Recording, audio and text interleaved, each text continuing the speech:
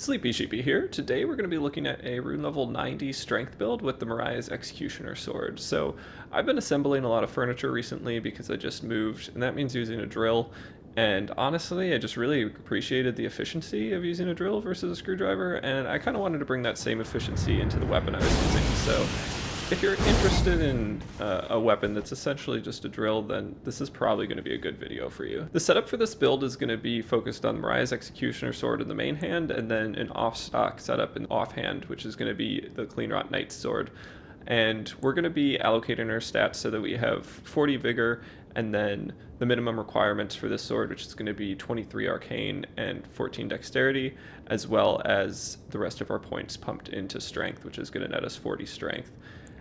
We're also going to have 24 endurance, which is going to be necessary for the armor and talismans that we're using. So we are going to boost our equip load by a little bit using Greatjar's Arsenal, and then we've got a pretty poise heavy setup, which is going to be 75 poise using this armor, which I think looked pretty good. You could go for something that's a little bit more optimally poised. And then we're also going to be running the Bull Goat's Talisman to up our poise a little bit more. Everything else in this setup is going to be focused on improving the Ash of War. So we have the high poise setup with the Bull Goat's Talisman, as well as the Rotten Winged Sword Insignia and the Shard of Alexander. Those two are both going to boost the damage output we get from the weapon art for this, which is going to be this drill-like attack that comes out pretty quick, and you can charge it if you want to improve the range as well as the damage output. So there are a couple other options. You can use the Godfrey icon if you think you're going to be fully charging the weapon a lot. That will also improve the damage output. And then Millicent's Prosthesis will also improve the damage output associated with the successive attacks which come with that weapon art. And that is a great way to one-shot people. I found that the Shard of Alexander as well as the Rotten Winged Sword Insignia were enough for me, but you definitely can stack those talismans as well. So if you wanted to do Shard of Alexander, Rotten Winged Sword Insignia, Godfrey Icon, and Millicent's Prosthesis, that would be 4 talismans that would all contribute to a fully charged Ash of War attack and probably make the output damage pretty ridiculous. I also wanted to briefly go over the tiers that I have in my mixed physic because these are actually pretty integral in how I run this build. So the Thorny Crack tier is going to boost successive attacks in the same way that the talismans that I mentioned previously will. And then the Leaden Hard tier is going to give you essentially infinite poise for a very short period of time, which will allow you to hyper armor through pretty much anything while you use the weapon art for this weapon. And that's going to be really nice because the weapon art doesn't have a ton of hyper armor, and this would allow you to tank, say, a double greatsword jumping attack while your opponent is almost always expecting to stagger you from something like that, and you'll just be able to blender them with the weapon, and it's very effective. I do want to mention, though, that if you do get status procced while you have the Leaden Hard tier active and you're in the weapon art, it will break you out of that. So if somebody procs Bleed or Frostbite, you won't be able to finish the weapon art and likely won't get the kill. So that's just something to be aware of if you do have a status proc buildup. That might be an issue. Next, I wanted to go over the moveset for this weapon. So obviously it has the unique Ash of War, which is extremely powerful. However, you'd think it would have a normal greatsword weapon moveset, but every time you try to do anything other than the Ash of War, this happens. So you're really only going to be using the Ash of War. Okay, yeah, that was a joke. This does have the normal greatsword moveset, aside from an overhead slash, which can be kind of nice. I find that if you can get a R1 that connects, then a lot of times an uncharged heavy attack will roll catch. But this doesn't have the best range, so that's where the off stock comes in. I find it's pretty nice to be able to switch to that, and then you'll also see me using Thunderbolt as the Ash of War on this, which can be really nice if you do most of the damage with the Ash of War with this weapon, and then they run away. You can switch to the off stock and perform the Thunderbolt. And I find that to be pretty useful as a combo. It is worth noting that if you do have an off-stock setup, you're limited to just the normal light attacks with the off-stock. You can't do a jumping light. It always just comes out as a light attack. So be aware of that and maybe switch to a two-handed if you want the full move set of the Cleanrot sword. That just about covers everything I wanted to say about this build setup. It's really going to be a showcase for the Ash of War of this weapon, since everything else about it is pretty normal, but I had a ton of fun with this. I strongly recommend giving it a try. And yeah, let's go ahead and jump into the invasions.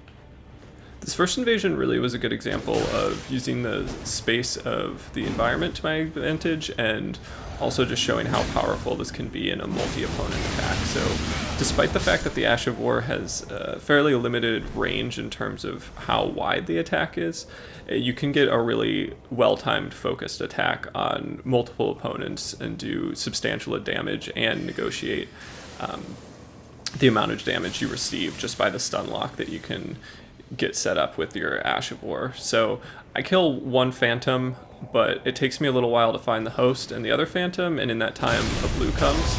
They have a pretty good setup where the blue is using the Meteoric Blade to draw me in with the gravity attack, and then one of the Phantoms is using the Flame of Redmanes to do a decent amount of damage once I'm in that gravity attack. So right there, it's a very successful combo, and I'm trying to time my rolls appropriately to dodge the Meteoric Blade attack.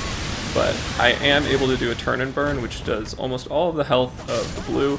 I switch to the off stock to finish off that blue's last bit of health, and that brings it down to just a 2v1.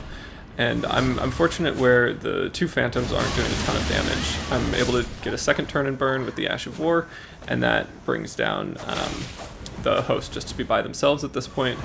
And really here I'm using the off stock to do a little bit of poise damage, as well as try to bait them to be a little bit more aggressive. You're really banking on your opponent to come in for a couple attacks. If they're disciplined and they don't spam their light attacks, then it's a little bit more difficult, but you'll find that in most cases you'll get an opponent that does one or two quick successive light attacks, and if they miss the first one, you can follow up with the Ash of War, and usually that'll be the end of the host. This next invasion is going to be one example where I successfully use the fully charged Ash of War. So there I use the mixed physic to negotiate pretty much all the poise damage I'm taking between the different attacks I'm receiving, and then I'm using the range of the Ash of War to take care of the Phantom. So that was a pretty good example just of the utility of the different aspects of this setup, between the talismans to boost poise, the mixed physics to boost poise, and then the full range and extra attack bonus that you get with the fully charged Ash of War. So that Phantom really went down in a one-shot, and that enabled me to take on this host with that PvE that's also attacking them. I definitely respected the setup that the host was managing to maintain. They were negotiating the PvE and myself pretty well with their spacing, and they weren't excessively using shield pokes or anything. They regularly would switch to the shield bash Ash of War, which does do bleed buildup on that particular shield, so that has the potential to one-shot. I was playing it a little bit fast and loose, I think, with this level of health. I probably should have healed since I had 6 heals, but I felt confident in my timing, at least, to go for backstabs a little bit and maintain slightly less health than usual. It's also can be a good psychological tactic to have lower health. Typically your opponents will be a little bit more aggressive if they think that you're close to death. So it's definitely a trade-off, but one that I find pretty useful, and eventually I am able to stance break them with the Ash of War and finish them off with the slash that comes out. This next invasion was pretty funny, I thought. We have this lone Phantom, and I think we're about to do a 1v1, and I drink my mixed physic thinking I'm going to need that extra poise negotiation, and then they run off to their friends and just get completely wrecked by that guillotine. So that went well, and then I think that the host might have thought I was a Phantom because they don't start attacking me, and essentially I go for a vigor check with the Ash of War, and just for good measure I go for another vigor check on the other Phantom. Turns out they had 1200 HP or less, so probably not a successful vigor check. This next invasion is going to be another example where I'm using the Leaden Heart here to my advantage. We've got a Phantom that thinks that they're going to stagger me with their greatsword attack, and I'm able to take them down, and then this host is using some Rot Breath. And then I think they pulled out the Envoy Horn, which I definitely respect. It's actually semi-decent as a weapon, at least the damage it can do just with normal swings. The Ash of War is a bit more of a meme, but I am able to get a couple good greatsword hits in and then finish them off with the slash aspect of the Ash of War. This next invasion, we're going to have two people that are taunter-tonguing in the Lakes region, and they have a pretty repetitive setup here. One has the Bolt of Grandsax, and the other is using Madness incantations, and I pretty much just hang out and wait for them to use a decent amount of FP.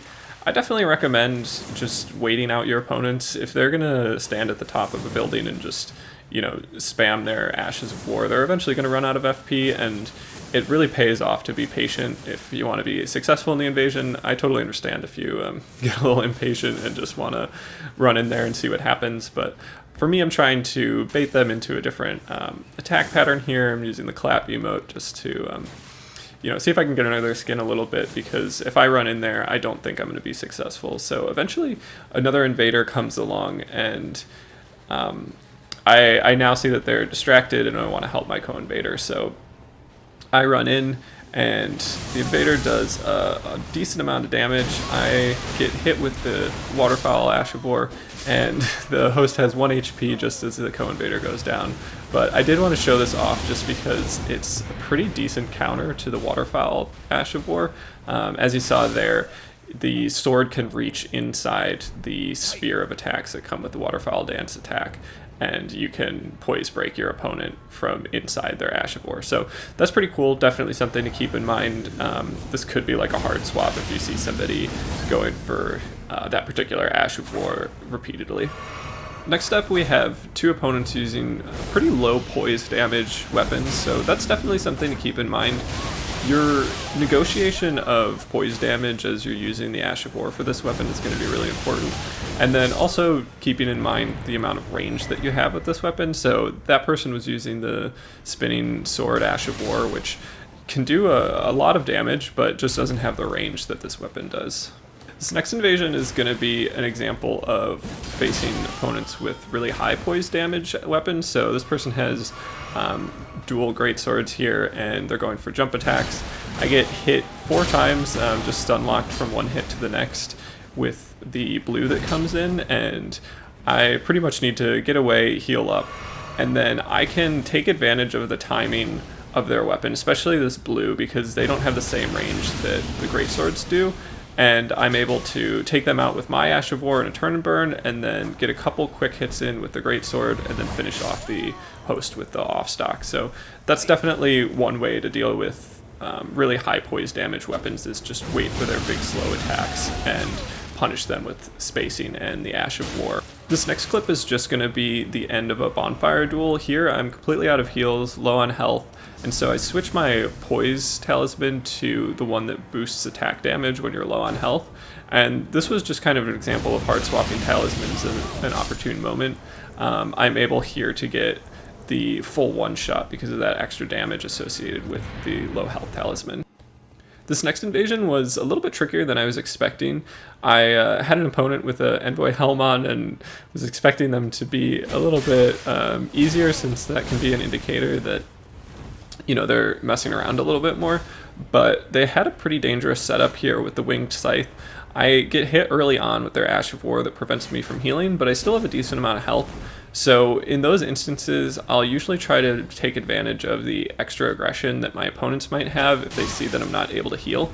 However, the Phantom does have a Bolt of Grandsax and Cross Naginata, which is a pretty dangerous setup. And then here I try to go for a drink of my Mixed Physic and get hit by the Black Knight Ash of War, which is very strong. It prevents you from getting back to full health and does chip damage after it hits you, and also hits you for quite a bit of health. So things were not going particularly well here, but I am able to get a trade in and dodge the Black Knife Ash of War just in time. And that brings me down to almost no health, and I really just need to sprint away and wait for the Winged Scythe Ash of War to stop preventing me from heal. So I get a little bit of extra space, I'm able to heal again, get an extra heal from the dead Phantom, and then I go for the host. And here I'm expecting to roll over that little lip next to the stairs, but it catches me and I get hit by the Black Death again, which is not great. But then I vigor check the host, and it turns out they weren't doing so well with leveling their HP. So a successful invasion, but definitely not my cleanest one. Next up, we have a 3v1 with a pretty solid setup between the two Phantoms. One is rocking the Blasphemous Blade, which has a giant AoE when it comes to its Ash of War. So I'm trying to negotiate that, and then we have a dual Naginata setup from the Phantom, and I wanted to add this one mostly to showcase how powerful this weapon is in dealing with somebody with cross Naginatas. They're usually going to be extremely aggressive, and if you can get them to miss their first attack, their recovery time is going to be slow enough where you can use the range advantage of your Ash of War to blender them and often one-shot them. So that's pretty useful as a counter for those, because that's such a powerful setup. However, it's worth noting that if you do get hit by the status proc and they bleed you, that will definitely knock you out of your Ash of War. So it's a little bit of a trade-off, but you know, countering something as strong as dual Naginatas is going to be difficult. And then the host eventually gets killed by the PvE after I take out the second Phantom. So a solid invasion there, and just an example of countering dual Naginatas.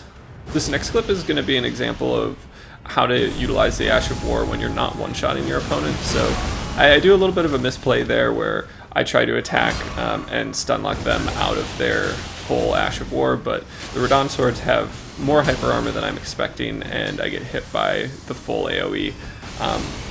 But I continue to use my Ash of War just timed with their attack, so I can roll, dodge their attack, and get my Ash of War out with enough time to hit them and enough range to hit them while they're still in the recovery frames of their initial attack. So really taking advantage of the speed when it comes to this Ash of War is hugely beneficial, and just knowing how much time you need to space your opponent and then get that out, it's more effective than most of the moveset associated with this greatsword. So I definitely recommend it. Like, you may feel like you're spamming your Ash of War because you are, but like, you know, at this point Elden Ring has been out long enough where everybody's using their Ashes of War. You can pretty much show off that you have the ability to use other aspects of your moveset if you want to, but I think at this point it makes sense to really use what's effective, and for this sword it doesn't really make sense to handicap yourself if you don't need to.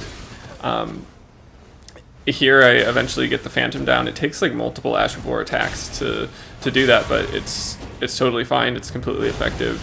And then once it's just the host and I do use some of the rest of the moveset a little bit more with the greatsword.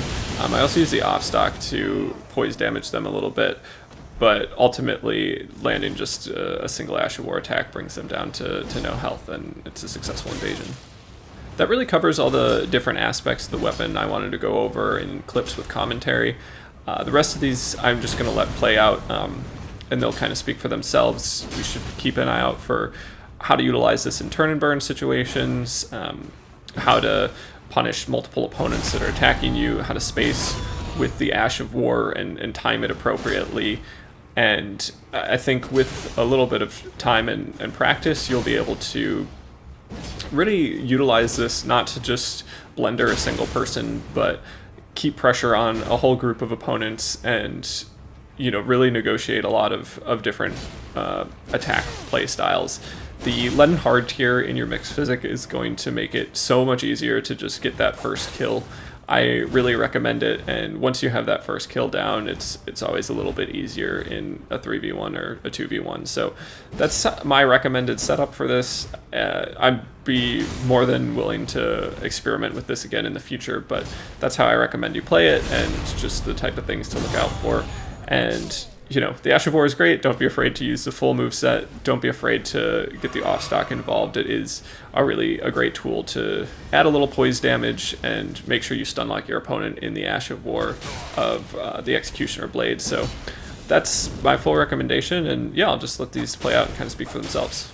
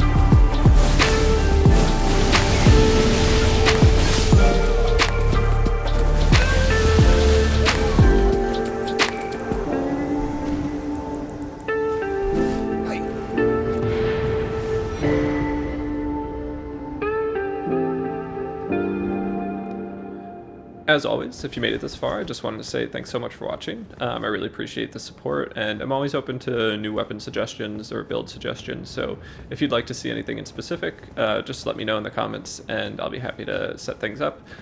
If you enjoyed the content, I definitely appreciate everybody who's liking and subscribing. That helps grow the channel a lot, so I just wanted to say thanks everyone, and have a good one.